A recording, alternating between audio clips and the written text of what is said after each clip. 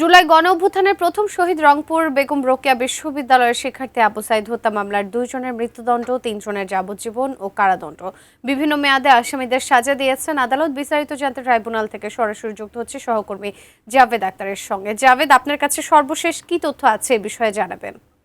আন্তর্জাতিক অপরাধ ট্রাইব্যুনাল 2 বিচারপতি নজরুল ইসলাম চৌধুরীর নেতৃত্বে 3 সদস্য যে রায় প্রদান করেছেন সেখানে হচ্ছে আবু সাইদ হত্যা মামলার রায়। সেখানে আমরা 2 জন পুলিশ কর্মকর্তা, একজন হচ্ছেন মোহাম্মদ আমির হোসেন, তিনি এএসআই আমির হোসেন সশস্ত্র। তিনি আমরা যেটি দেখেছিলাম যে আবু সাইদকে যে গুলি করছিলেন তাকে মৃত্যুদণ্ড দেওয়া হয়েছে এবং কিছুক্ষণ আগেই তিনি রায় ঘোষণার পরে যখন আমরা এখান থেকে তাকে বের হতে দেখেছি তিনি খুব উচ্চবাচ্য করছিলেন যে তিনি এই রায় মানেন না। একই সাথে আরেকজন কনস্টেবল সুজন চন্দ্র রায়, আমরা তাকেও মৃত্যুদণ্ড দেওয়া হয়েছে। এই দুজনকে এই একটি কাউন্টে তাদেরকে মৃত্যুদণ্ড দেওয়া হয়েছে। এর বাইরে আবু সাইদ হত্যা মামলায় আরও যে 3 জন পুলিশ কর্মকর্তা আছেন, আরিফুজ্জামান ওরফে জীবন, রবিউল ইসলাম ওরফে নয়ন এবং বিভূতি ভূষণ রায়। বিভূতি ভূষণ রায় আসলে ছিলেন রোকেয়া বিশ্ববিদ্যালয়ের যে পুলিশের ক্যাম্প ইনচার্জ, সেখানকার দায়িত্ব ছিলেন। রবিউল ইসলাম ওরফে নয়ন, উনি ছিলেন সহকারী পুলিশ কমিশনার এবং আরিফুজ্জামান ওরফ তিনি ছিলেন হচ্ছে অতিরিক্ত উপ পুলিশ কমিশনার। এই 3 জনকে যাবজ্জীবন কারাদণ্ড দেওয়া হয়েছে এবং পাশাপাশি তাদেরকে আরেকটি কাউন্টে 10 বছরের কারাদণ্ড দিয়েছেন আদালত।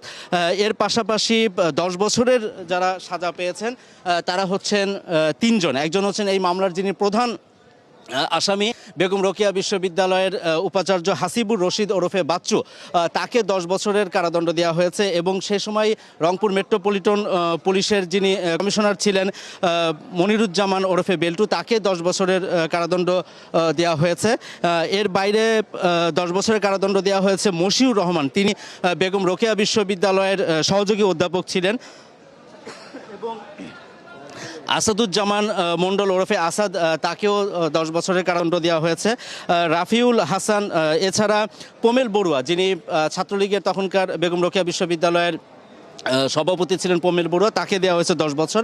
আর এর বাইরে বেশ কয়েকজনকে 5 বছরের সাজা দেওয়া হয়েছে। যেমন এই মামলায় যিনি গ্রেপ্তার আছেন শরীফুল ইসলাম, যিনি সহযোগী অধ্যাপক এবং একই সাথে তিনি এই গ্রেপ্তার ছিলেন পোমেল বড়ুয়া, তাকে আমরা দেখেছি যে এখানে তাকে 5 বছরের কারাদণ্ড দিয়েছেন। আমাদের সাথে আসামি পক্ষের একজন আইনজীবী আছেন আসাদুজ্জামান দুলো।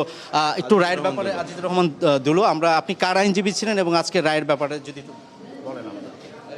আমি 8 নম্বর আসামি, 9 নম্বর আসামি এবং 29 নম্বর আসামি পক্ষে আইনজীবী হিসেবে কন্ডাক্ট করেছি। তার মানে 8 নম্বর হচ্ছে আমির হোসেন এএসআই এবং সুজন চন্দ্র রায়, 2 জনই মৃত্যুদণ্ড পেয়েছেন। আর একজন হলো 29 নম্বর আসামি 29 নম্বর আসামি আনোয়ার পারভেজ আপেল। তো 3 জনের ব্যাপারে কি সাজা হয়েছে একটু যদি বলেন। 3 জনের মধ্যে 29 নম্বর যে আসামি আপেল, তার সামগ্রিকভাবে খালাস হয়েছে, যদিও একটা চার্জে আন্ডারগন বলে হাজতবাসটুকু। একজন খালাস, মানে আপেল খালাস, আন্ডারগন প্লাস খালাস, হাজতবাস যতটুকু ততটুকু, এবং সে আজকেই আইন অনুযায়ী মুক্ত হইবেন।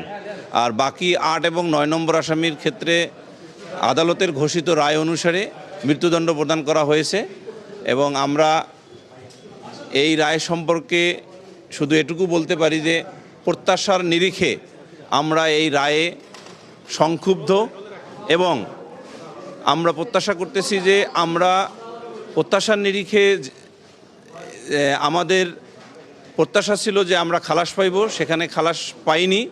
আমরা আরও প্রত্যাশা করতেছি যে মহামান্য আপিল বিভাগ হইতে আমরা ন্যায় বিচার পাবো এবং সেই ন্যায় বিচারে আমরা খালাস পাবো ইনশাল্লাহ। মোহাম্মদ আমির হোসেন এএসআই আর হচ্ছে সুজন চন্দ্র কনস্টেবল, এই 2 জনকে যে মৃত্যুদণ্ড দিল, কোন গ্রাউন্ডে তাদেরকে মৃত্যুদণ্ড দিয়েছেন?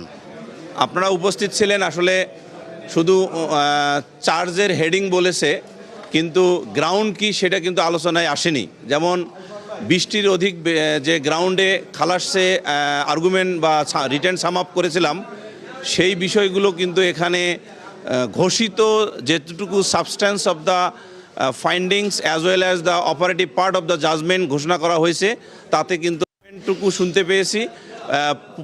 পরিপূর্ণ রায়টি পাওয়ার পরে বিচার বিশ্লেষণ করে মহামান্য আপিল বিভাগে আপিল দায়ের করে আপিল শুনানি অন্তে আমরা বিশ্বাস করি ইনশাল্লাহ ন্যায় বিচার পাবো এবং আসামিগণ মানে আসামিদ্বয় খালাস পাইবেন এই মামলা হইতে।